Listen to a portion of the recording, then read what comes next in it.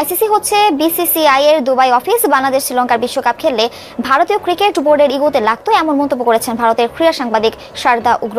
বলছেন যথেষ্ট বন্ধু আর প্রভাব খাটাতে না পারার কারণেই দাবি আদায় ব্যর্থ বিসিবি। মুস্তাফিজকে আইপিএল থেকে বাদ দেওয়ার ইস্যুকে ক্রিকেটীয় নয়, রাজনৈতিক বিষয় হিসেবে দেখছেন ভারতীয় এই সংবাদকর্মী। বাংলাদেশকে টি-20 বিশ্বকাপ থেকে সরিয়ে দেওয়ার পর শুধু দেশের ক্রিকেটেই নয়, আইসিসির সমালোচনা আন্তর্জাতিক ক্রিকেট আঙ্গনেও। বিশ্বকাপ দরজায় কড়া নাড়লেও উত্তাপটা এখনো বাংলাদেশকে ঘিরেই। দ্য ওয়ারকে দেয়া এক সাক্ষাৎকারে ভারতীয় ক্রীড়া সাংবাদিক শারদা উগ্রা বলেন, বাংলাদেশ শ্রীলঙ্কায় খেললে বিসিসিআইয়ের ইগোতে লাগতো। একই সঙ্গে আইসিসিকে বিসিসিআইয়ের দুবাইয়ের অফিস বলেও কটাক্ষ করেন তিনি। সবাই জানে আইসিসি হচ্ছে বিসিসিআইয়ের দুবাই অফিস। বিসিসিআই যেভাবে চায় আইসিসি সেভাবেই চলে।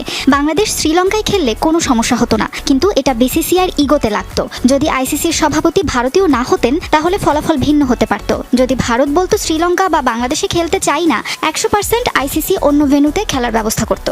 ঘটনার সূত্রপাত আইপিএলে মোস্তাফিজের নাম মুছে দেওয়ার পর থেকেই। ফিজের সেই ইস্যু ক্রিকেটের না, রাজনৈতিক আখ্যা দেন শারদা উগ্রা। এই প্রসঙ্গে মন্তব্য করতে গিয়েও বিসিসিআইয়ের প্রতি ক্ষোভ ঝাড়েন তিনি। এবার মাত্র একজন বাংলাদেশি ছিল আইপিএলে। এই ঘটনার মানেই অপেক্ষাকৃত দুর্বলদের প্রতি আপনি আপনার শক্তির চর্চা করছেন। আমার কাছে মনে হয় এটা ভুল ছিল। এই সিদ্ধান্ত বিসিসিআই থেকে এসেছে ঠিক তখন যখন দুই দেশের রাজনৈতিক সম্পর্ক ভালো না। এটা ক্রিকেটীয় না, রাজনৈতিক ব্যাপার।